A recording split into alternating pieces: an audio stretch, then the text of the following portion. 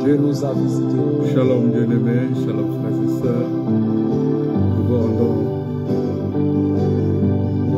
disons merci pour ce moment. Et nous vous souhaitons la bienvenue dans ce moment de culte. Nous disons que la paix, la grâce et la communion du Saint-Esprit soient votre partage. Au nom de Jésus. Amen. Le grand jour se levait, Dieu nous a visités.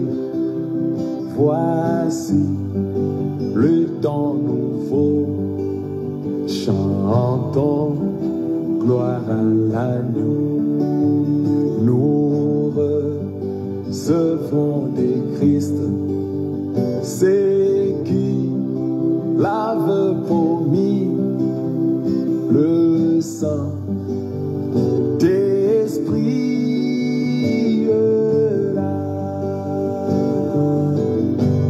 Oh, le Saint-Esprit est là. Le Saint-Esprit est là. La mort a disparu.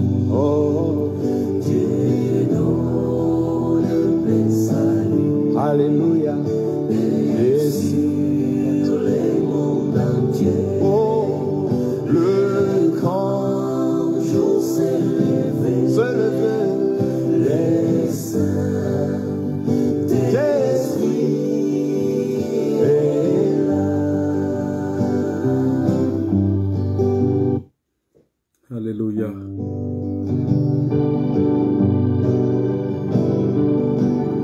Alléluia. Dieu nous a visités.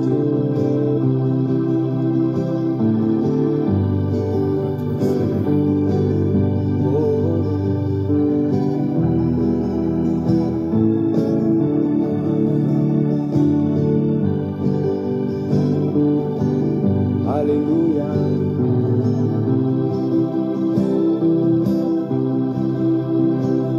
Le Saint-Esprit est là.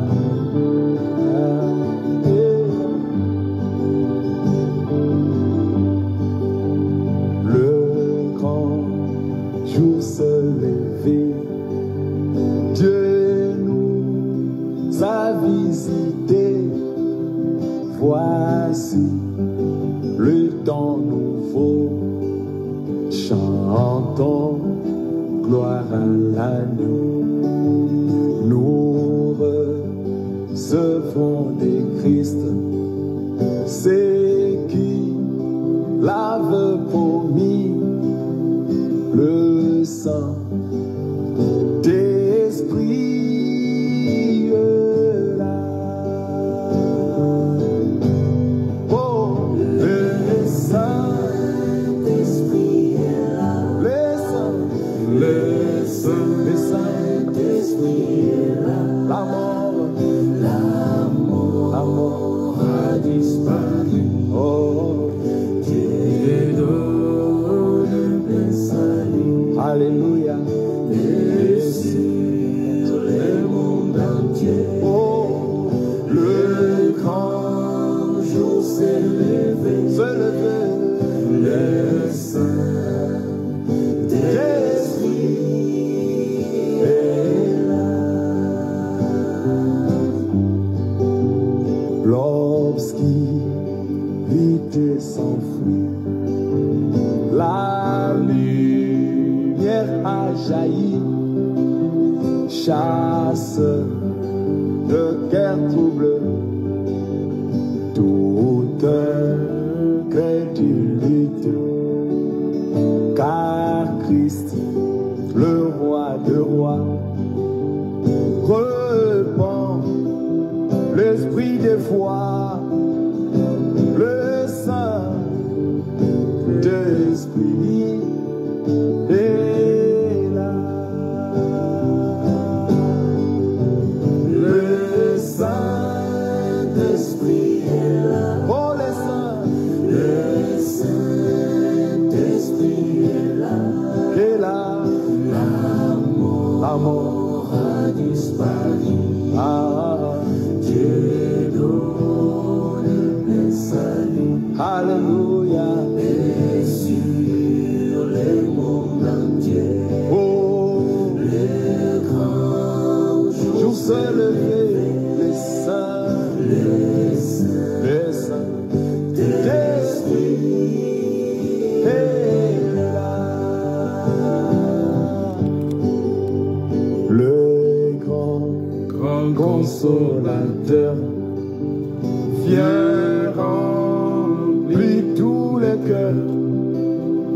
l'esprit de vérité nous met dans liberté. Il ouvrait le prison, répand la guérison, le Saint-Esprit est là. Oh, le Saint-Esprit est là. Le Saint-Esprit est là. La mort a disparu. Dieu donne le salut. Alléluia. Et sur le monde entier, oh, le grand jour s'est levé. Le Saint-Esprit est là. Que tous les rachetés chantent leur liberté. Que tous les rachetés chantent leur liberté. Alléluia. Que tous les rachetés chantent leur liberté.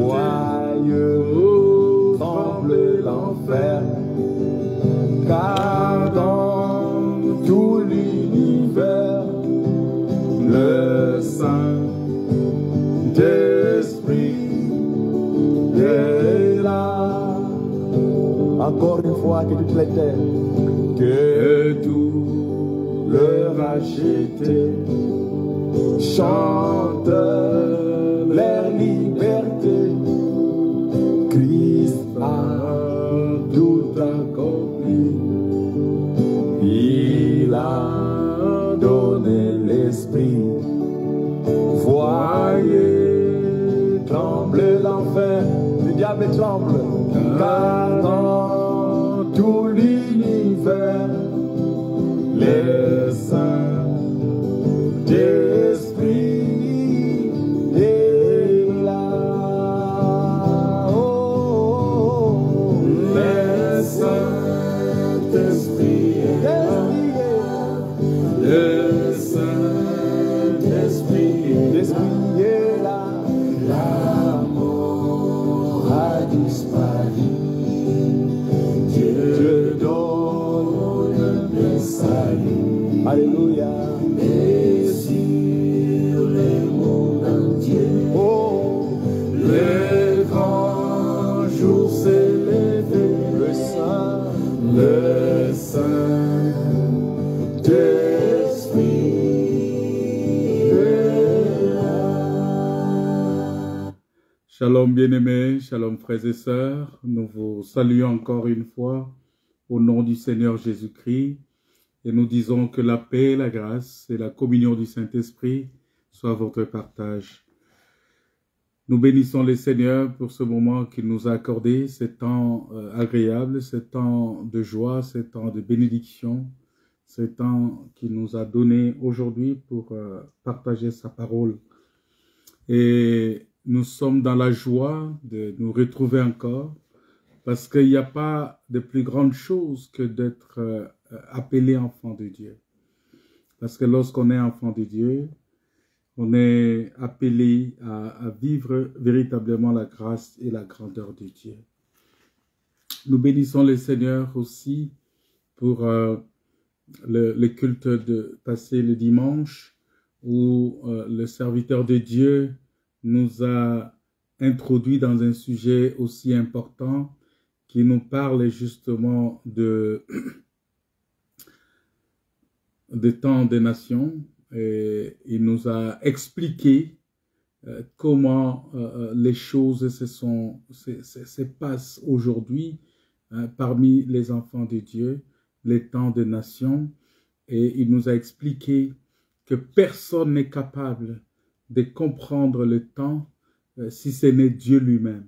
C'est Dieu lui-même qui est au contrôle du temps, parce que c'est lui qui est le maître des temps et des circonstances.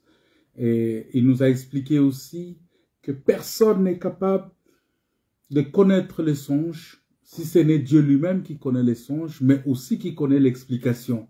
Vous voyez? Donc, il y a des choses que l'homme ne peut pas comprendre. Et il a expliqué aussi comment ces songes-là deviennent justement l'écriture et qu'il faut une interprétation pour comprendre, parce que sans l'interprétation, et Jésus a dit ça, il a dit, mais vous ne connaissez ni les Écritures, ni la puissance de Dieu. Vous voyez, ça veut dire qu'il y a l'Écriture et la puissance de Dieu. La puissance de Dieu, c'est la révélation de l'Écriture. C'est très important et je pense qu'il va continuer ces sujets-là pour justement nous expliquer comment nous sommes appelés véritablement à servir le Seigneur et à nous donner à l'œuvre de Dieu. Nous voulons ce soir nous exhorter, comme la fois dernière, mercredi passé, nous étions exhortés sur la manière dont la brièveté de la vie de l'homme sur la terre. Nous avons montré que la vie d'un homme sur la terre, c'est une vie qui est très très brève. C'est-à-dire que, qu'est-ce que nous voulons voir ce soir? C'est que Dieu, il est éternel. Dieu règne éternellement. Tandis que l'homme, son temps est court, son temps est bien défini, son temps est bien limité dans le temps et l'espace. L'homme n'est pas éternel. Tu n'es pas éternel. L'homme devient éternel lorsqu'il reçoit aussi l'éternel. Et c'est comme j'avais publié, je pense qu'avant-hier, ou c'est pas hier ou avant-hier, la pensée du jour où j'ai écrit que pour que tu entres dans le ciel, il faut que le ciel entre d'abord en toi. Tant que tu n'as pas encore le ciel en toi, en tout cas, tu ne pourras pas espérer entrer au ciel.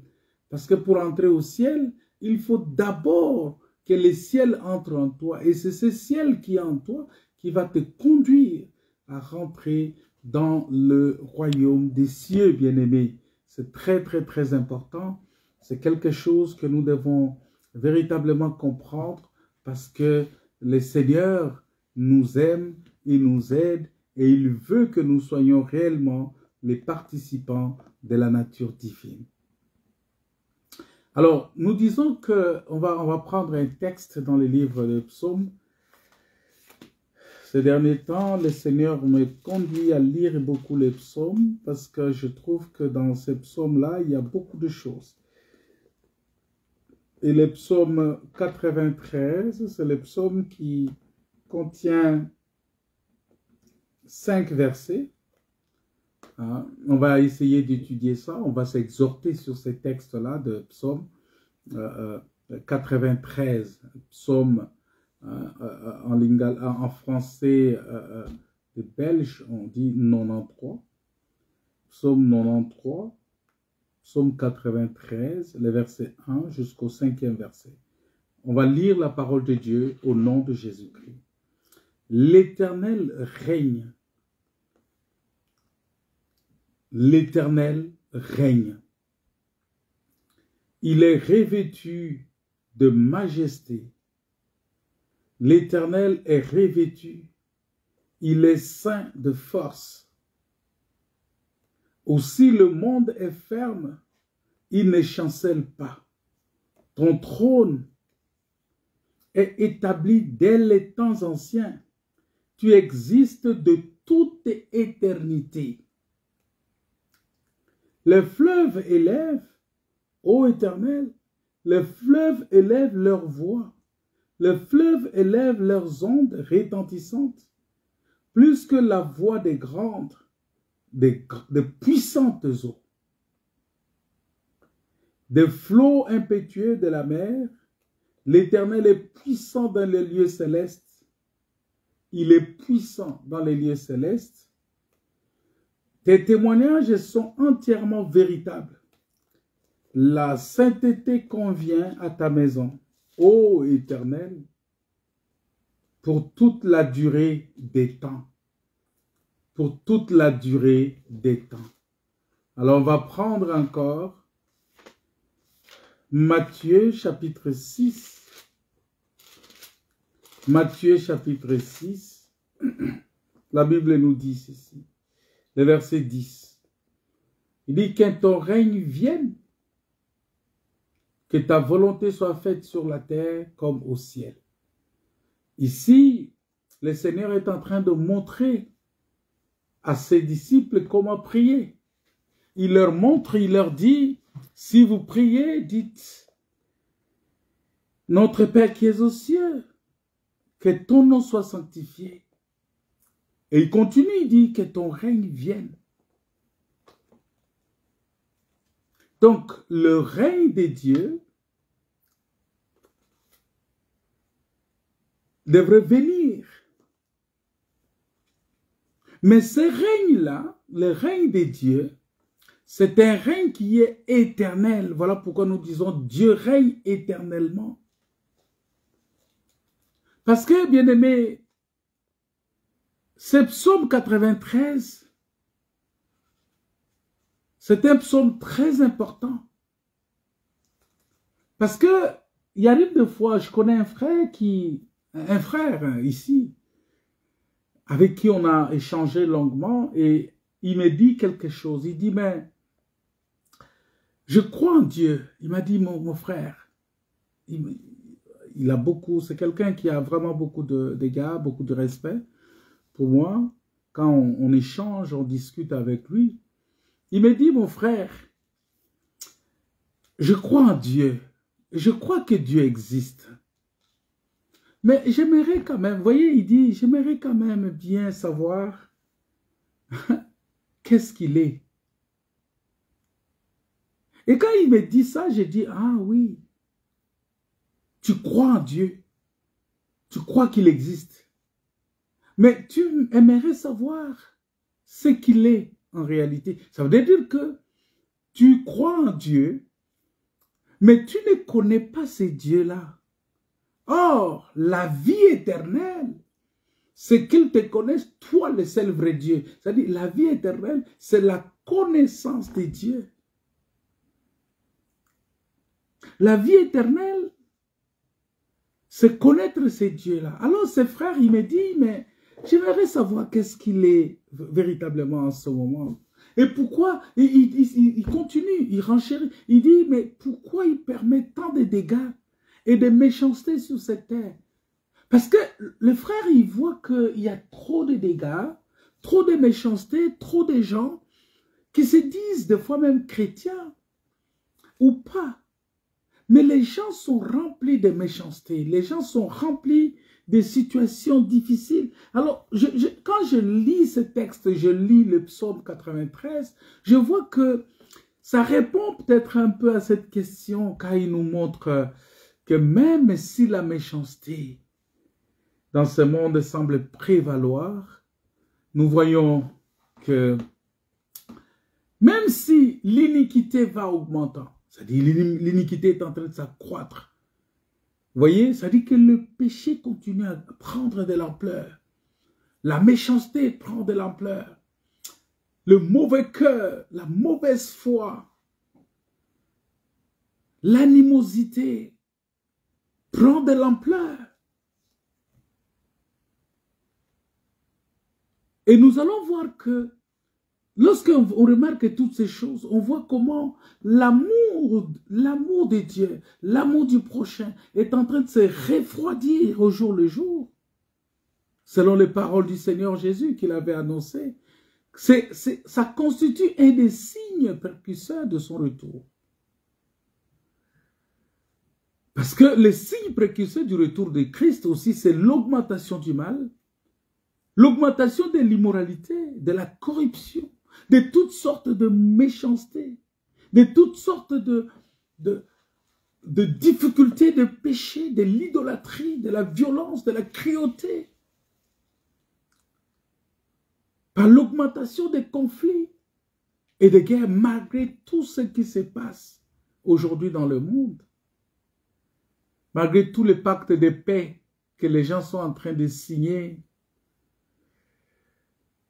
Mais nous voyons que malgré toute cette méchanceté qui est manifestée aujourd'hui, l'Éternel, lui, ne dort pas.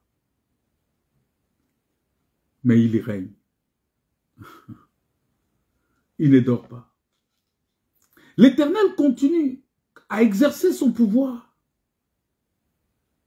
Il continue à exercer son autorité sur le monde entier, sur l'univers tout entier. Et nous voyons que Dieu, il se présente ici comme le créateur des cieux et de la terre. Comme c'est lui qui a créé toutes ces choses. Mais il y règne et qu'il y règne éternellement, mais aussi à toujours. Parce que le règne de l'Éternel n'a pas Dieu lui-même en étant éternel. Parce que la Bible dit que Dieu est éternel. Voilà pourquoi c'est difficile pour toi de comprendre ces dieux-là. Parce que pour le comprendre, si tu lis dans Ésaïe chapitre 7, chapitre 9, je pense, oui. Ésaïe 9. Vous allez voir que Dieu se présente ici. D'abord, Ésaïe chapitre 11. On dit, l'Esprit de l'Éternel reposera sur lui. Sur qui? Sur l'enfant qui nous sera né. Dans Ésaïe 9, verset 5. On dit, car un enfant nous est né, un fils nous est donné. Et la domination reposera, vous voyez, la domination reposera sur son épaule. On l'appellera admirable. On l'appellera conseiller, Dieu puissant, Père éternel, Prince de la paix. C'est-à-dire un Père éternel, ça veut dire qu'un Père qui n'a pas de commencement, qui n'a pas été né. Un Père qui n'a ni commencement ni fin, il est éternel. Donc Ésaïe 11, verset 1, verset 2 parle, Ésaïe 11, verset 2 parle de l'Esprit de l'Éternel. Mais dans Ésaïe 9, ça parle de l'enfant qui est né. Cet enfant qui est né, l'Esprit de l'Éternel va habiter sur lui et va se reposer sur lui. Voilà pourquoi quand il vient, il rentre dans le temple, il prend le rouleau d'Ésaïe, il dit, l'Esprit de l'Éternel est sur moi, car Dieu m'a oint. Ah, nous comprenons que cet enfant-là qui est le Père éternel, c'est lui qui est là devant nous, c'est lui. Alors je ne comprends pas, c'est pourquoi je me pose des fois des questions, pourquoi les Juifs ne l'ont pas reconnu? Oui, tout simplement parce que Dieu n'a pas permis que les Juifs puissent les reconnaître pour que nous, les nations, nous soyons sauvés. Donc Dieu a mis le temps d'Israël entre parenthèses. Il a suspendu la course d'Israël pour nous faire entrer, pour que nous soyons sauvés. Le Seigneur Dieu, notre Père, il est le roi des nations. Il est le souverain du monde entier. Selon Deutéronome chapitre 10, verset 14, attends, on va lire ça. On dit qu'il est le souverain. Deutéronome chapitre 10. Verset 14, qu'est-ce que la parole de Dieu nous dit là-bas? Il dit ceci clairement, voici, à l'Éternel ton Dieu appartient les cieux et les cieux des cieux, la terre et tout ce qu'elle renferme. Et à tes pères, et c'est à tes pères seulement que l'Éternel s'est attaché pour les aimer. Et après eux, c'est leur postérité. C'est vous qui l'avez choisi d'entre tous les peuples, comme vous le voyez aujourd'hui. Vous circoncirez donc votre cœur et vous ne roidirez plus votre cou.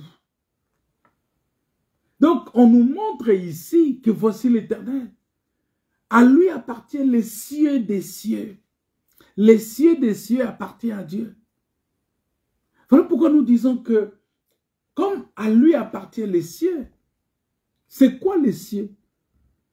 La Bible dit que, dans Ésaïe, la parole de Dieu nous dit que les cieux est ton trône, la terre est ton marchepied. Les cieux, c'est le trône de Dieu.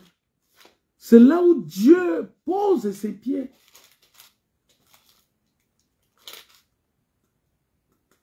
C'est là où Dieu manifeste sa puissance. Mais Dieu, il parle aux cieux. Il dit, dans Ésaïe chapitre 1, verset 2, il dit, cieux, écoutez, terre, prête oreille. Il dit, cieux, écoutez, terre, prête oreille. C'est là où nous comprenons justement que quand Dieu s'adresse aux cieux, les cieux deviennent tout un peuple. Les cieux qui deviennent tout un peuple, c'est le peuple céleste. Et il leur dit, cieux, écoutez. Terre, prête oreille. Quand il parle de la terre ici, parce que ça nous renvoie à l'alliance que Dieu a traitée avec Abraham. Il a sorti Abraham, il a dit à Abraham, lève les yeux vers les cieux. Regarde les étoiles. Ta postérité sera comme les étoiles des cieux. Et il le sort encore, il dit, mais sors. Regarde les sables de la mer. Ta postérité sera comme le sable. Donc ici, il démontre que les cieux et la terre, c'est ça qui forme la divinité. C'est ça qui forme, c'est ça la force même de l'Éternel. Cette créature-là, Dieu a créé les cieux, il a créé la terre. Et il dit que voici à l'Éternel, ton Dieu, appartiennent les cieux et les cieux des cieux. Quand on parle des cieux et des cieux, les cieux ici, c'est les lieux saints. Les cieux des cieux, c'est les lieux très saints. La terre et tout ce qu'elle renferme, c'est le parvis. Et nous voyons que dans les cieux des cieux, c'est là où se trouve la lumière inaccessible de Dieu.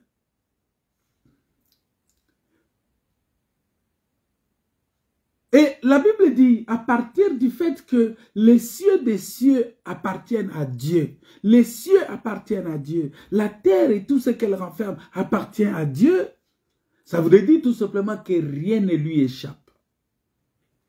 Il voit tout, il connaît tout. Il est omnipotent, omniprésent, omniscient. Il voit tout, il contrôle tout. La Bible dit que ses regards sont sur tous les fils des hommes. C'est Dieu-là. Selon Job, chapitre 34. Parce que quand je suis en train de Job, je vais vous lire un texte dans le livre de Job. Job 34. Excusez, parce qu'il faut que je retrouve les versets. Job 34. Oui, le verset 21.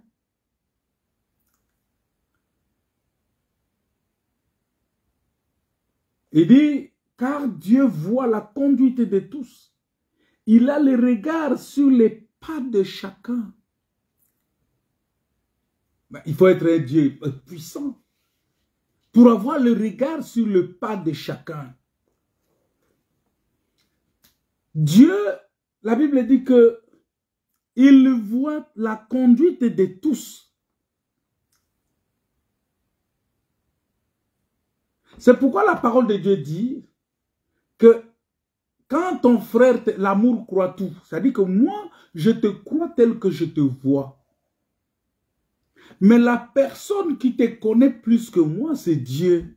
Il voit ton cœur, il voit ton intérieur, il voit, il a le regard sur tes pas. Ça ne sert à rien, frère. Tu peux te cacher devant les hommes. Tu peux te cacher, tu peux montrer aux hommes que tu es bien. Il y a beaucoup de gens aujourd'hui qui sont dans la manipulation. Ils manipulent les gens, ils démontrent qu'il est bien, qu'il est une bonne personne. Mais en réalité, c'est une mauvaise personne. Et ils donnent cette impression-là. Mais moi, je ne veux que te croire. Mais la réalité de ce que tu es, Dieu le sait. La Bible dit qu'il a les regards sur les pas de chacun. Parce qu'il n'y a ni ténèbres, ni ombre de la mort, où puissent se cacher ceux qui commettent l'iniquité. C'est ça, le verset 22 de Job, le verset 22 de Job 34, dit qu'il n'y a ni ténèbres, ni ombre de la mort, où puissent se cacher ceux qui commettent l'iniquité. Dieu n'a pas besoin d'observer longtemps pour qu'un homme entre en jugement avec lui. Donc Dieu n'a pas besoin d'observer longtemps. Parce que Dieu, il ne va pas dire non, je vais observer longtemps. Non, non, non, non, Dieu n'a pas besoin de ça. Nous, on peut observer longtemps parce que les apparences des gens nous trompent de fois. Je disais qu'on est en train de s'exhorter parce que je voudrais que tu comprennes que le Dieu que nous servons, il est éternel. Et toi, tu es passager. Nous, nous sommes passagers. Nous sommes appelés pour un temps. Nous sommes appelés à l'existence pour un temps. Voilà pourquoi on est né. Quand on est né, on est temporaire. On n'est pas éternel. Donc le seul qui est éternel, c'est celui qui n'est pas né.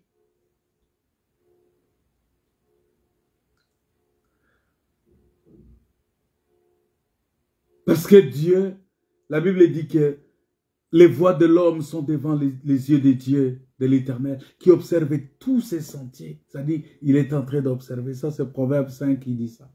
Il est en train d'observer tes sentiers. La Bible dit que ses yeux sont en tout lieu, observant les méchants et les bons. Proverbe 15, verset 3.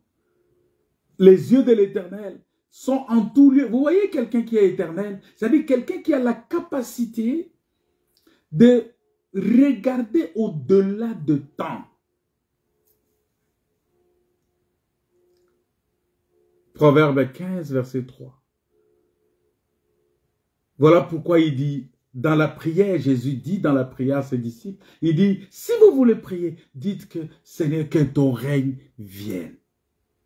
Pourquoi on a besoin du règne de Dieu?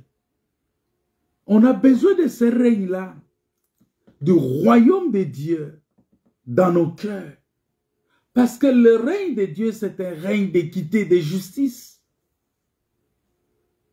Parce que quand le règne de Dieu vient dans ton cœur, ce règne-là vient te faire marcher dans la justice de Dieu. C'est ça, il dit, rechercher la paix et la justice. Seigneur éternel, il est Dieu. Oui! C'est ce qui est expliqué dans, vous voyez, dans le psaume 93, là, psaume 93.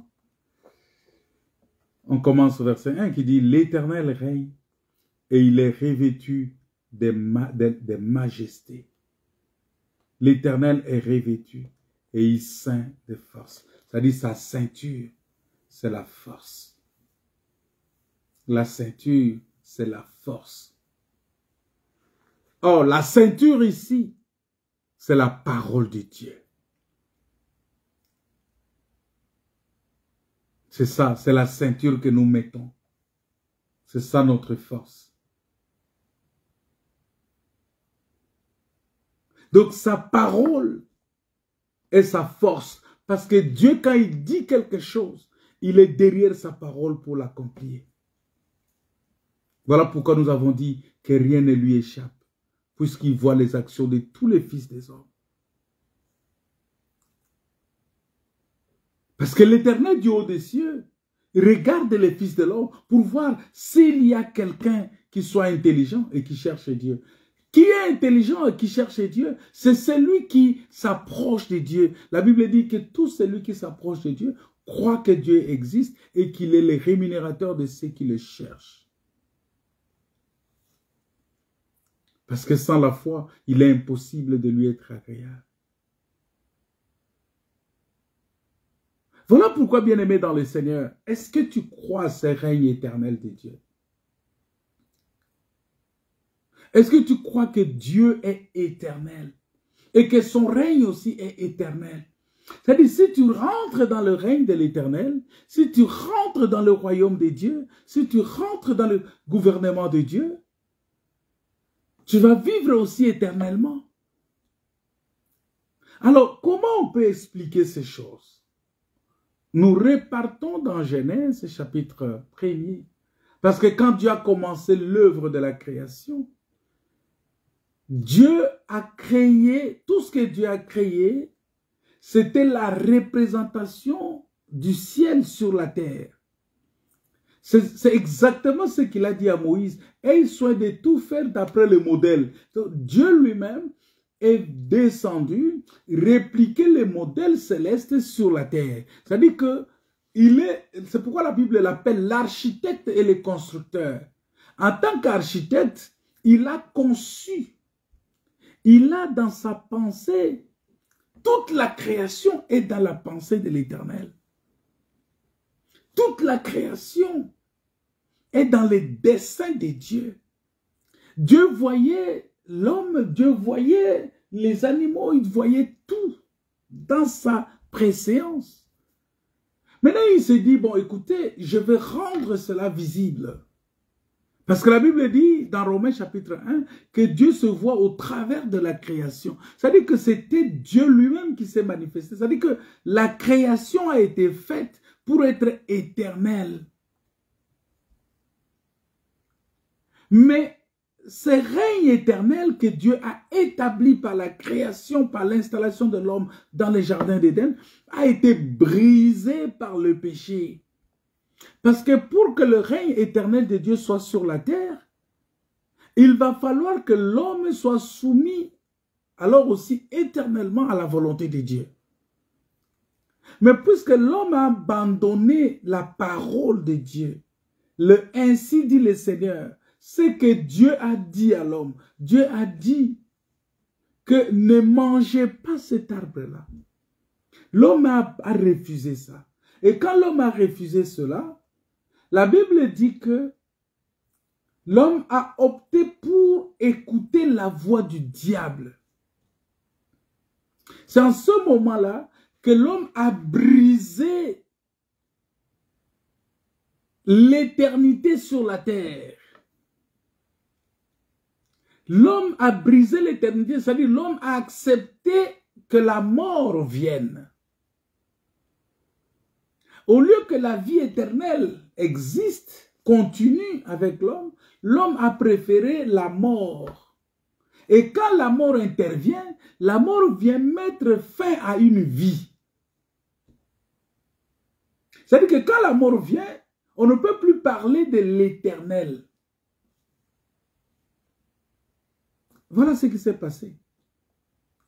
Donc l'homme a cessé d'être éternel parce qu'il a accepté la mort. Or, la mort, la Bible dit, tous ont péché et sont privés de la gloire de Dieu. Donc c'est par le péché que l'homme a connu la mort.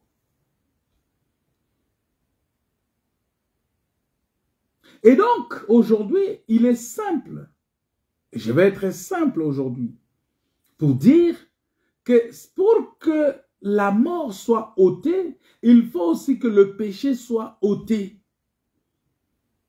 Voilà pourquoi Dieu, dans son amour éternel, dans sa bonté infinie, dans sa grâce, ses faveurs imméritées par nous les hommes, il vient, il envoie un fils, il envoie un agneau qui est l'agneau de Dieu.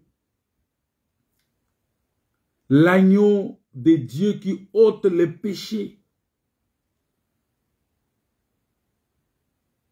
Et l'agneau est venu pour ôter les péchés. C'est-à-dire qu'en ôtant les péchés, il brise aussi la force de la mort. Voilà pourquoi Paul, dans 1 Corinthiens 15, dit « Ô mort, où est ton aiguillon? Ô mort, où est ta victoire ?» Tout simplement parce que l'agneau est venu pour ôter le péché. Et quand le péché est ôté, donc la force aussi de la mort est brisée. Et tout celui qui veut rentrer dans l'éternité, tout celui qui peut avoir la vie éternelle est appelé à se donner à Christ qui a la capacité de ôter le péché. Il n'y a que Christ qui peut ôter le péché en toi. Et quand il ôte ces péchés-là, en ce moment-là, tu retrouves tous les moyens nécessaires que Dieu te donne d'entrer dans l'éternité.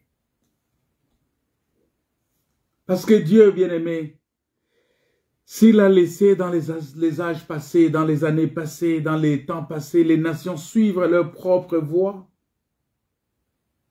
Parce que Dieu dit, je pense que c'est dans Actes des Apôtres, si nous pouvons lire ça. Je suis en train de trouver cette écriture. Actes des Apôtres, on va lire ce texte. C'est un texte important, hein, ce texte-là. Actes des Apôtres, chapitre 14. Attends, je ne sais pas si je vais retrouver. Oui. Verset 16. Il dit, c'est Dieu, dans les âges passés, a laissé toutes les nations suivre leur propre voie. Quoiqu'il n'ait cessé de rendre témoignage de ce qu'il est, en faisant du bien, en vous dispensant du ciel des pluies et les saisons fertiles, en vous donnant la nourriture avec abondance et en remplissant vos cœurs de joie. À peine purent-ils, par ces paroles, empêcher la foule de leur offrir un sacrifice. C'est Dieu qui fait ça. Mais qu'est-ce qu'il fait encore? Lorsqu'on va dans Actes des Apôtres chapitre 17, verset 30, il dit quelque chose sans tenir compte de tous ces âges-là passés. Acte 17, verset 30, il dit, Dieu sans tenir compte des temps d'ignorance, annonce maintenant à tous les hommes, en tout lieu, qu'ils aient à se repentir. C'est là où je vais vous dire qu'il y a la différence entre l'incrédulité et l'ignorance. Parce qu'il y a beaucoup de gens qui sont incrédules, mais ils confondent ça avec l'ignorance. Non, un incrédule, c'est qui? C'est quelqu'un qui a entendu la parole de Dieu, mais qui pour des raisons X ou Y, des raisons d'attachement, des raisons de familiarité, des raisons familiales, des raisons, je ne sais pas, des sentiments, tout ça, il préfère rester dans le mal. Tu es dans une assemblée où tu sais que les enseignements qu'on donne là, ce ne sont pas des enseignements qui vont t'amener au ciel. Mais parce que tu es habitué seulement à ces lieux, tu es habitué à ces pasteurs, tu es habitué à tous ces gens qui viennent là-bas, tu te dis, bon, je suis déjà habitué ici, on va rester ici, il n'y a pas moyen de partir. Là, tu deviens incrédule. Tu es un incrédule. Et un incrédule ne verra pas Dieu. Mais un ignorant, c'est quelqu'un qui n'a pas encore entendu, qui n'a pas écouté cette parole. Il est ignorant. Et la Bible dit, Dieu ne tient pas compte de tant d'ignorance. Mais lorsque tu écoutes déjà la parole de Dieu et que tu ne te repentes pas, tu deviens incrédule. Tu tombes dans le lot des incrédules. Tu tombes dans ce lot-là des incrédules. La Bible dit que Dieu, sans tenir compte des temps d'ignorance, annonce maintenant à tous les hommes, en tout lieu, qu'ils aient à se repentir, parce qu'il a fixé un jour où il jugera le monde selon la justice, par l'homme qu'il a désigné, c'est dont il a donné à tous une preuve certaine en les ressuscitant de mort. Donc, il a donné une preuve certaine en ressuscitant Jésus-Christ d'entre les morts. C'est à Jésus qu'il a donné, que Dieu qui est esprit a donné, il a désigné C'est lui l'homme que Dieu a désigné. Or, Jésus ici, c'est un corps. Et ce corps-là a ses membres. Voilà pourquoi la Bible dit que ne savez-vous pas que vous jugerez le monde, vous jugerez même les anges. Ça veut dire que nous sommes les membres du corps de Christ. Quand on parle de celui que Dieu a désigné, c'est un corps, c'est Jésus-Christ qui est ressuscité d'entre les morts. Ce corps-là, quand il est ressuscité d'entre les morts, il est ressuscité avec tous ses membres. Les membres aussi qui sont ressuscités d'entre les morts, c'est nous. Parce que la mort dont on parle ici, nous sommes ressuscités des morts. C'est-à-dire, nous sommes, ce que la parole de Dieu dit dans Jean, il dit, les morts entendront la voix et sortiront. C'est-à-dire que lorsque tu entends la voix du Seigneur de partout où tu es dans ce monde et que tu viens au Seigneur, c'est que tu es ressuscité, tu es sorti de la mort.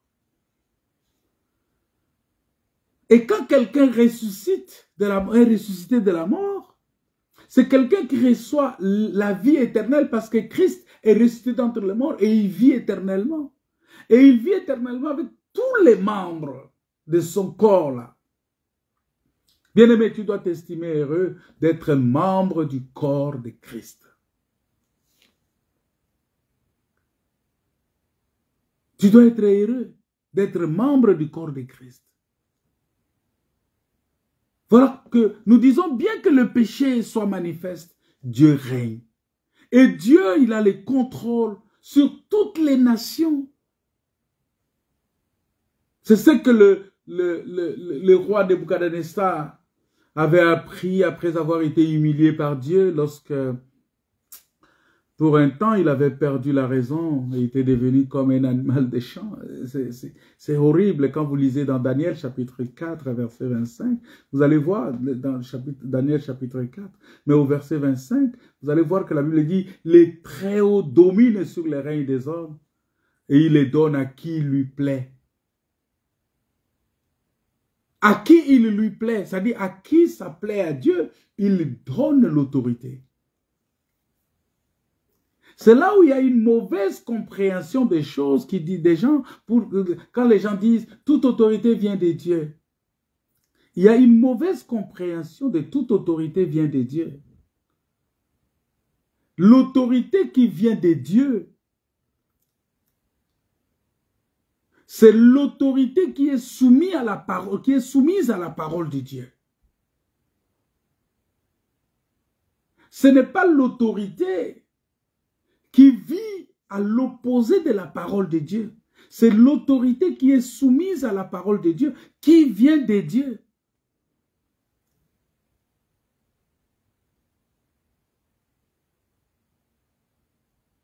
Parce que tout pouvoir vient de Dieu. Parce que c'est lui qui détient les règnes. Et lui, il donne. Il domine sur les règnes des hommes. Et il les donne à qui il lui plaît.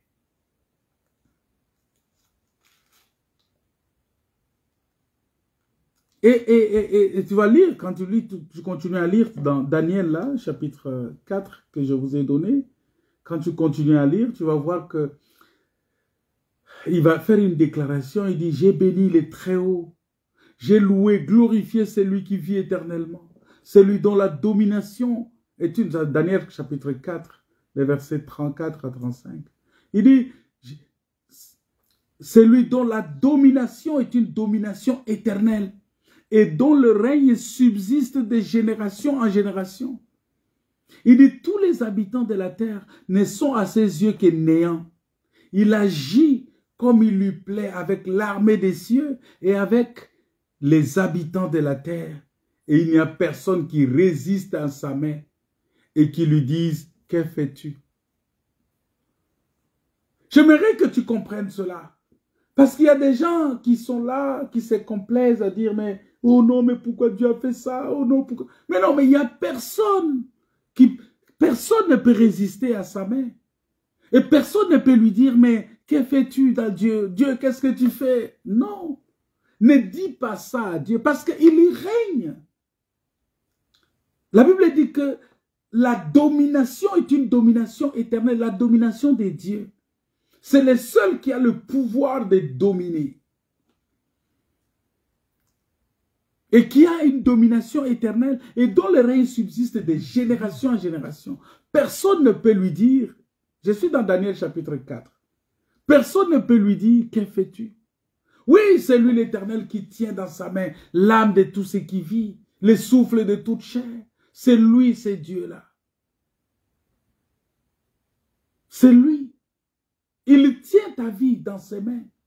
Voilà pourquoi il utilise, regardez, c'est là où je vais arriver. Il utilise la mort pour arrêter certaines folies des hommes. Il utilise la souffrance pour arrêter certaines folies des hommes. Il utilise les épreuves. Il utilise des situations aussi difficiles pour l'homme. Oui, c'est Dieu. C'est lui qui donne à tous la vie, la respiration et toutes ces choses. C'est lui, c'est Dieu. Qui fait rentrer les hommes dans la poussière, c'est lui. Je vous avais parlé de ça le mercredi passé. C'est lui qui fait entrer les hommes dans la poussière. C'est le psaume 90, verset 3 qu'on avait lu. Psaume 90, verset 3. Il fait entrer l'homme dans la poussière. C'est-à-dire, il arrête la marche de l'homme et il ramène l'homme à la terre. Parce que lui, il est éternel. Et dans l'éternel, le péché n'a pas de place. La mauvaise vie n'a pas de place. Parce que l'homme, bien-aimé, n'est pas le maître de son souffle. Pour pouvoir le retenir, il n'a aucune puissance sur le jour de la mort. C'est Ecclésiaste 8, verset 8 qui dit ça. Donc la seule personne qui est éternelle, c'est Dieu. Toi, tu n'as aucune puissance sur les jours de la mort. Vous voyez, c'est ça ce que Dieu utilise. Parce que il dit, il n'y a personne qui résiste à sa main. Donc la mort est aussi la main de Dieu. Et personne ne peut résister à ça. Personne. Parce que l'homme, selon Ecclésiaste 8, verset 8, l'homme n'est pas maître de son souffle.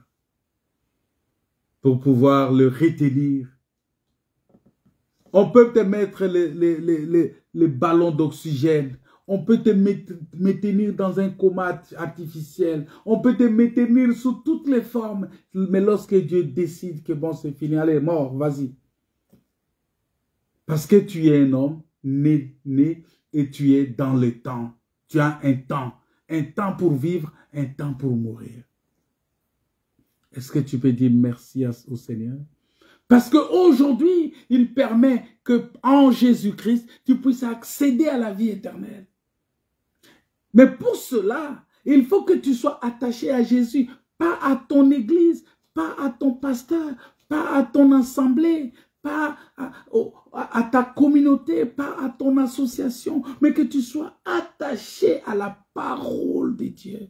La parole, seulement la parole de Dieu, enseignée par les apôtres. Lorsque tu es attaché à la parole de Dieu, lorsque tu es attaché à la grâce, au Seigneur, à sa parole, à la vie du Seigneur, tu rentres dans l'éternité. Frère, comme je le disais plus haut, je disais que l'homme était destiné à vivre éternellement sur la terre. Mais suite à son péché et au fait qu'il s'est détourné de Dieu, le Seigneur a mis un terme au nombre des années de l'homme. C'est pourquoi il dit dans Genèse chapitre 6, je pense, oui, 6, Genèse, attends, je vais chercher. Il y a beaucoup de textes dans la tête et souvent c'est compliqué aussi de retenir certains versets. Vous nous excuserez pour cela. C'est pourquoi ça nous prend du temps. Oui, voilà, Genèse chapitre 6, verset 3, il dit ceci. Alors l'Éternel dit, mon esprit ne restera pas à toujours dans l'homme, car l'homme n'est que chair, et ses jours seront de 120 ans. Vous voyez? à cause du péché, Dieu va déclarer que son esprit ne restera pas toujours dans l'homme.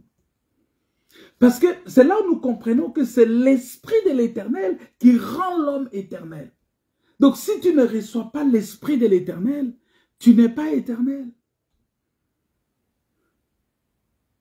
Or, l'esprit de l'Éternel, même si la chair ici s'est détruite, mais l'esprit de l'Éternel qui est en toi va te conduire dans l'éternité. C'est pourquoi Jésus-Christ, quand il est venu, il dit, l'esprit de l'Éternel est sur moi, car il m'a oint. Voilà pourquoi même si dans la chair, selon la chair, il est passé par la mort, mais en passant par la mort, il était toujours, il est resté éternel. Il est ressuscité. Il dit, le nombre de jours de l'homme est maintenant à 120 ans. Ah oui, mais ça dit que si tu as atteint 120 ans, c'est que tu as atteint le maximum de temps que Dieu a prévu pour l'homme. Mais plus tard, Moïse qui a vécu jusqu'à 120 ans, Moïse, il va dire, les jours de l'homme, de nos années s'élèvent à 70 ans. Et pour le plus robuste, à 90 ans. Ben, mais lui-même, il a vécu 120 ans. Et il vient, il déclare, il dit, mais écoutez, le nombre de jours de l'homme est destiné à 70 ans. Ce qui veut dire que aujourd'hui, nos hommes des sciences n'ont absolument pas de quoi se vanter en ce qui concerne leurs efforts pour la longévité humaine. La médecine a tout fait pour la longévité humaine, mais devant la puissance de feu de l'Éternel, la médecine il connaît une grande barrière. Parce que Dieu est le maître souverain et il règne.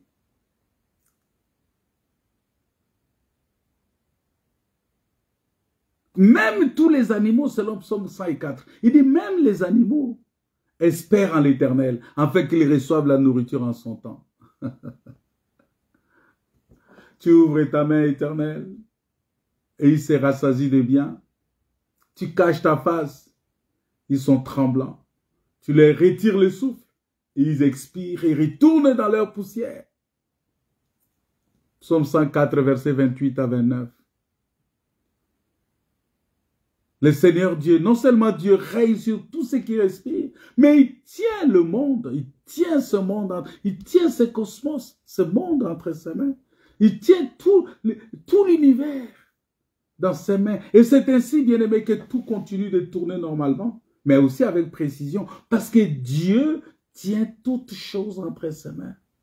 Il connaît les limites qu'il a données à chacun. Il connaît, la Bible dit, on a lu plus haut là-bas, qu'il compte les pas. Il regarde les pas, il connaît le nombre de pas que l'homme fait sur la terre. N'est-ce pas lui le créateur des cieux et de la terre? N'est-ce pas lui qui a établi les lois? Il a dit lui-même, le Seigneur, il dit, mais à qui me comparez-vous pour que je lui ressemble? Le Saint nous dit ça. Il dit, levez vos yeux en haut, regardez qui a créé ces choses. Qui? Qui a créé ces choses? Qui fait marcher en ordre leur armée. Il les appelle toutes par leur nom. Par son grand pouvoir et par sa force puissante. Il n'en est pas une qui fasse défaut. C'est-à-dire que quand Dieu a créé, il sait que chaque chose porte un nom bien spécifique. Et la Bible dit, aucun d'eux ne fait défaut. Pourquoi cela? Parce que Dieu règne. C'est parce qu'il règne que la terre continue de tourner, que le soleil et les étoiles continuent de l'éclairer. Comme il avait prévu. Pour marquer les époques, pour marquer les jours, pour marquer les années. Dieu règne. Et j'aimerais te dire que si tu veux que le règne de l'Éternel vienne dans ton cœur, il est temps que tu donnes ta vie à Jésus. Les apôtres ont posé la question, Seigneur, quand viendra ton royaume? Ça dit ton règne. Il a dit, le royaume de Dieu est déjà au milieu de vous. Oh, nous comprenons par là que quand on parle de règne de Dieu, c'est Jésus-Christ. C'est la parole de Dieu. C'est ça la vraie autorité de Dieu. Et sous laquelle nous devons nous tous courber. Nous devons nous tous dépendre de cette parole. Nous devons nous tous nous donner à cette parole-là pour rentrer dans le règne de Dieu, pour être gouvernés, gérés, dictés par Dieu, suivis par Dieu. Parce qu'il règne. Que la terre tourne. La terre continue de tourner. Et que le soleil et les étoiles continuent de l'éclairer. C'est parce que Dieu règne que l'atmosphère est renouvelée. Et que nous pouvons encore respirer l'air. C'est parce que Dieu règne. Bien que l'homme est en train de le polluer, il y a la pollution partout. Mais l'atmosphère se renouvelle. Et que nous continuons à respirer. Voilà pourquoi ça ne peut pas... L'air que nous respirons, l'air créé par Dieu, est différent de l'oxygène qu'on nous donne, parce que tu peux avoir de l'oxygène, mais à un certain moment, tu as besoin de charger, on a besoin de charger cet appareil-là. Mais Dieu, il renouvelle l'air automatiquement. Il le renouvelle. Parce que tu peux avoir de l'oxygène, mais tu auras besoin de recharger ça. Mais Dieu, il est tellement qu'il règne, qu'il est éternel. La Bible dit qu'il renouvelle toutes choses. La bonté de l'Éternel se renouvelle à chaque matin. Alors pourquoi ne pas entrer dans la bonté de l'Éternel? Dieu a dit dans sa parole, dans le livre de Genèse, chapitre 8, il dit que tant que la terre subsistera, les semailles et la moisson, le froid et la chaleur, l'été et l'hiver, les jours et la nuit ne cesseront point. Tant que la terre subsistera. Et cela malgré toutes les œuvres de destruction de l'homme. Car le péché, bien-aimé, détruit énormément. Il détruit aussi tout ce que Dieu avait créé. Et qui était pourtant parfait. Parce que tout ce que Dieu a créé est bon. Il a dit tout ce que Dieu a. Il dit, Dieu vit que cela était bon. Mais aujourd'hui, le péché de l'homme tente de détruire même tout ce que Dieu avait créé et parfait. C'est pourquoi la Bible dit clairement que jusqu'à ce jour, la création tout entière soupire et souffre des douleurs de l'enfantement en attendant le renouvellement de toutes choses. Annoncé par la parole de Dieu.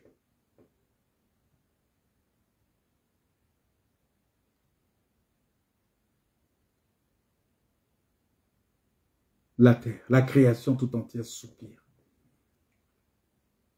et souffre des douleurs d'enfantement. Parce qu'on a besoin de la manifestation des fils de Dieu. Des gens qui sont véritablement ancrés dans la parole de Dieu.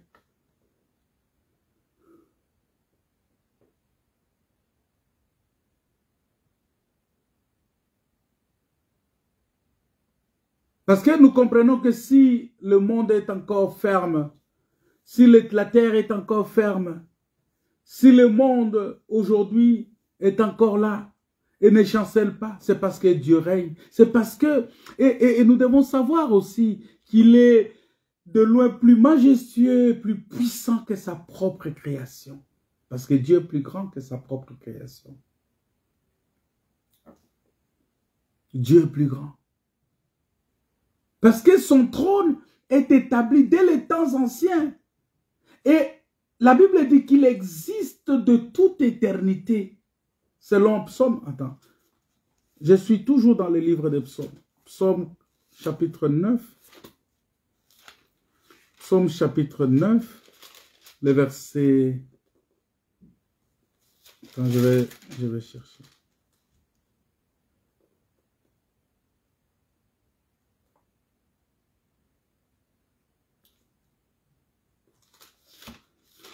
Ouais. Psaume 93, le verset 2. Le psaume 93 qu'on a lu là, le verset 2. Il dit, ton trône est établi dès les temps anciens. Tu existes de toute éternité. Vous voyez? Ce qui veut dire que rien et absolument rien ne pourra ébranler le règne de Dieu. Parce que son trône est éternel.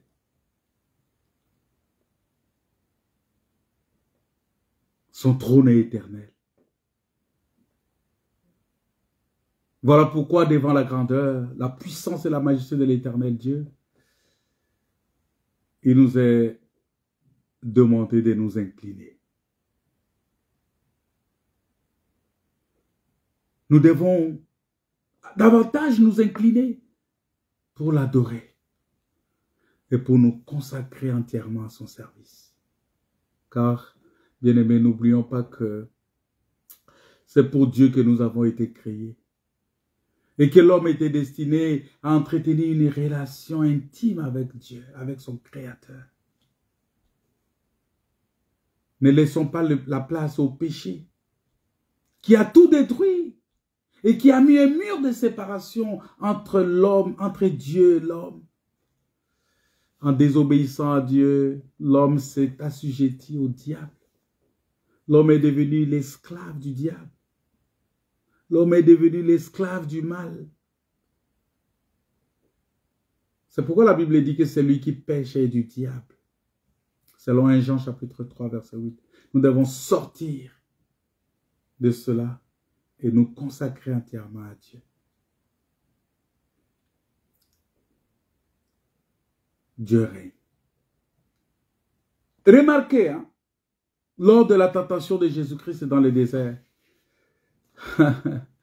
le Seigneur n'a pas contesté avec le diable. Lorsqu'il lui a montré en un instant tous les royaumes de la terre en lui disant, je te donnerai, il a dit ça, il a dit, je te donnerai toute cette puissance et la gloire de ces royaumes, car elle m'a été donnée et je la donne à qui je veux. Le diable, vraiment, il est fort. Il dit, je les donne à qui je veux. Oui, je dis le diable, il est fort. Mais Dieu est plus fort que le diable. Le diable est puissant, mais Dieu est plus puissant que le diable. Il dit, je les donne à qui je veux. Si tu te prosternes devant moi et m'adores. Ça, je suis dans Luc chapitre 4.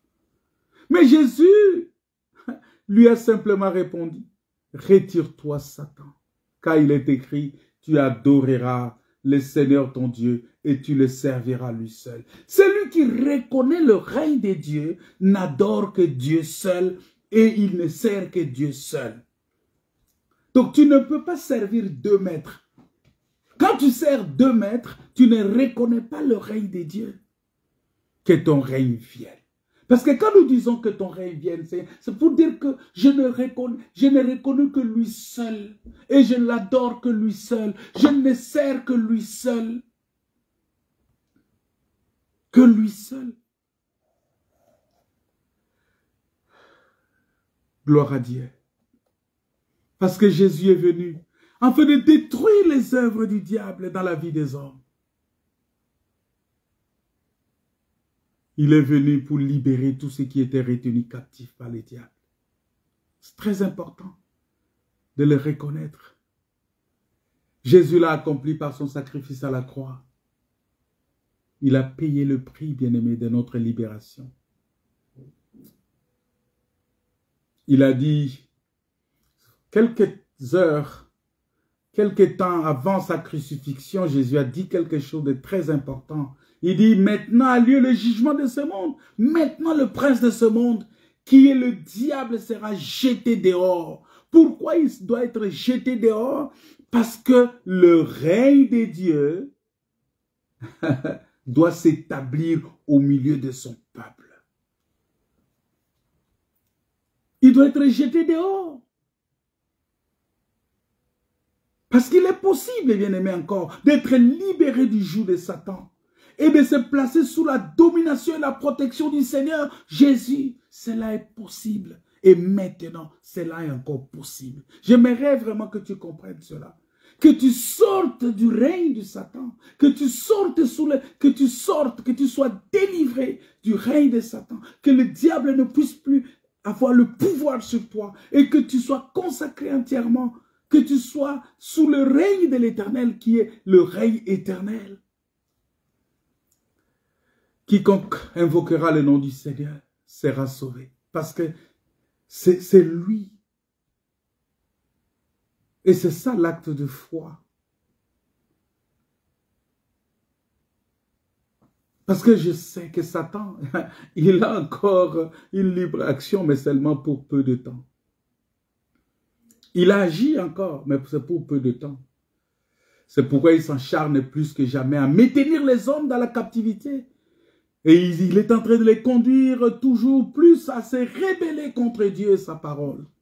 Nous devons faire très attention. Bien-aimés, Dieu règne et il est le Tout-Puissant. Mais dans son amour, il laisse cependant les hommes libres de choisir leur propre destin. De choisir leur propre maître. C'est pourquoi Dieu dit, je place devant toi la mort et la vie, choisis. Celui qui a Christ a la vie, celui qui n'a pas Christ n'a pas la vie.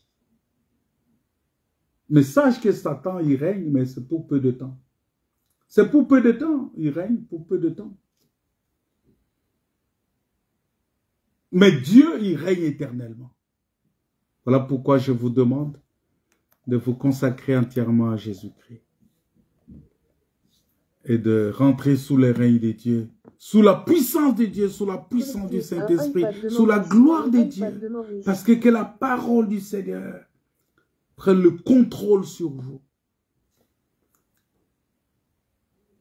Parce qu'il y a des choses, vous savez frère, on peut avoir toute la connaissance du mystère, on peut avoir tout, on peut connaître, mais le plus important, c'est que le règne de Dieu vienne à toi. C'est que tu reconnaisses que le diable, tout ce que tu acceptes au diable aujourd'hui, sache que le règne du diable, c'est un règne de peu de temps. C'est un règne de peu de temps. Dieu, il règne, il est le Tout-Puissant. Il règne. Et c'est lui qui aura toujours le dernier mot. Voilà. C'est Dieu qui aura toujours les derniers mots. Voilà pourquoi j'aimerais qu'on puisse prier le Seigneur. Parce que c'est lui qui aura toujours les derniers mots dans ta vie. Le jour viendra où Satan et ses sujets seront jetés dans les temps de feu. Parce que Dieu aura les derniers mots. Satan sera jeté dans les temps de feu et de soufre. Qui est la seconde mort, selon Apocalypse 21, verset 8. Nous devons savoir, bien-aimés, qu'aujourd'hui, dans la vie des hommes, le règne de vie, de justice, de paix et d'amour de Jésus qui est le roi des rois. Et le Seigneur des seigneurs ne peut être manifesté que là où Christ est reçu comme roi. Il ne peut régner que là où sa volonté est respectée et accomplie. Alléluia.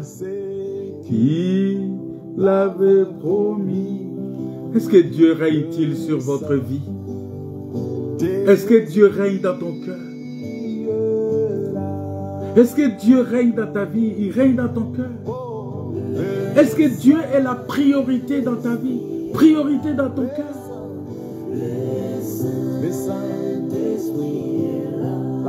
C'est très important. Parce que, vous savez, les foules nombreuses sont aveuglées et sont entraînées par Satan à lutter ouvertement contre Dieu.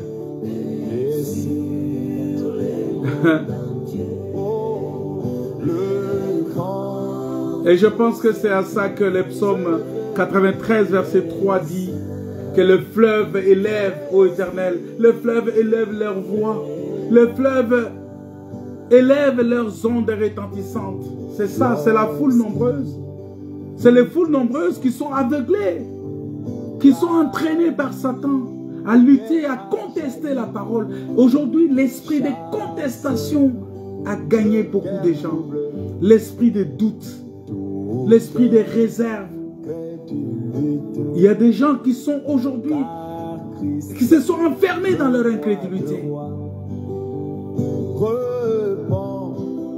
Ces fleuves bien-aimés, au verset 3, peuvent représenter l'orgueil du monde. Avec toutes ces agitations contre Dieu, ainsi que toute sa rébellion contre la loi de Dieu, contre la parole de Dieu. Aujourd'hui, l'homme est en train de penser pouvoir se passer de Dieu en renversant et en supprimant les lois éternelles du Créateur. C'est quelque chose que nous devons faire attention. Et il va au-delà des limites données par le Seigneur pour établir ses propres lois, en tolérant le péché et en légalisant tout ce que Dieu condamne. L'homme pense être son propre Dieu. Quelle stupidité, quelle arrogance. Alors qu'il n'est qu'un pauvre patin, un pauvre esclave manipulé par son maître le diable. Les gens sont manipulés par les diables aujourd'hui, même dans les assemblées. Les diables utilisent même les pasteurs aujourd'hui pour manipuler les gens, à les garder sous l'emprise de l'ennemi, en créant. Ils vont au-delà des limites données par le Seigneur. Ils établissent leurs propres lois dans les assemblées. Ils disent, ah oui, malgré que Dieu a dit ça, mais nous on veut ça. C'est très dangereux. La Bible dit que quand l'ennemi viendra comme un fleuve, l'Esprit de l'Éternel le mettra en déroute. Vous voyez? Ça dit que le fleuve qui se retentisse là, c'est l'ennemi qui vient. Il vient comme le fleuve. Mais l'Esprit de l'Éternel le mettra en déroute. Ça c'est Isaïe 59, verset 19. Nous devons faire très attention, bien-aimés. C'est très important pour nous de comprendre ces choses. Parce que Dieu est grand, Dieu est redoutable. Dans un monde qui n'a plus de repères, qui refuse que l'Éternel règne sur lui. C'est très important. Attachons-nous de plus en plus au Seigneur et à la parole de Dieu. C'est très important. Attachons-nous de plus en plus au Seigneur et à sa parole, afin d'être protégés contre ces fleuves boueux de la corruption. Ce monde rempli de la corruption qui pénètre partout et qui submerge tout. Nous devons faire très attention. Alors nous serons gardés par le Seigneur qui nous dit dans l'Apocalypse chapitre 3 verset 10, ce texte-là est très important. Il dit, parce que tu as gardé la parole de la persévérance en moi, je te garderai aussi à l'heure de la tentation qui va venir sur le monde entier pour éprouver les habitants de la terre. Bien-aimés, que notre amour pour Dieu puisse grandir de plus en plus. Alléluia. Afin que nous soyons enracinés dans son amour. Car il est aussi écrit que les grandes eaux ne peuvent éteindre l'amour et les fleuves ne peuvent pas submerger l'amour. Oui, qui pourra me séparer de l'amour de Christ? Parce que si nous sommes enracinés en lui, est-ce que la tribulation, l'angoisse, la persécution, la faim ou la nudité? Non, que le Seigneur nous aide, que le Seigneur nous garde, que le Seigneur nous protège. Au nom de Jésus, ma prière pour toi est que Dieu puisse te soutenir. Ma prière pour toi est que Dieu puisse te garder. Ma prière pour toi est que Dieu règne éternellement en toi. Que le règne de Dieu vienne dans ton cœur. Jésus est sorti vainqueur de la fournaise et de la mort. C'est pourquoi nous disons, nous proclamons tout haut qu'il est règne éternel. Il est règne. Merci Seigneur. Règne en nous, règne sur nous, règne dans nos cœurs.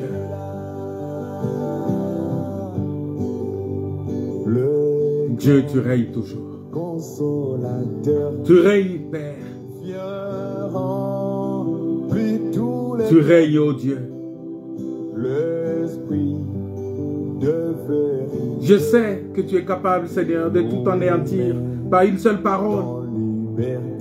Tu es capable de faire cesser tout ce bruit de vaniteux. Mais comme nous dit la Bible, Dieu, il est miséricordieux, compatissant, là la colère, riche en bonté. Et il ne désire pas la mort du pécheur. Oui, Seigneur, je bénis ton nom. Tu ne désires pas la mort du pécheur, la mort du méchant. Mais tu désires que tous se répandent et soient sauvés. Voilà pourquoi tu uses encore de patience envers tous les hommes. Sachant cependant que la patience de Dieu a des limites. Et qu'il y aura un jour une fin à toute cette méchanceté et un jugement pour tous ceux qui ne voudront pas se repentir. Parce que Dieu, il veut régner éternellement dans notre cœur. Voilà pourquoi Dieu continue à rendre témoignage, à parler dans notre cœur. Alléluia. Parce que ces témoignages sont entièrement véritables. Soyez bénis, soyez comblés de grâce et de paix. Au nom de Jésus, notre Seigneur et Sauveur, nous disons gloire et louange à toi, Seigneur. Amen. Nous allons nous retrouver encore vendredi pour écouter la parole de Dieu. Si vous avez été bénis, partagez cette parole avec les autres. Et que la paix et la grâce de Dieu vous soient accordées au nom de Jésus-Christ. Amen.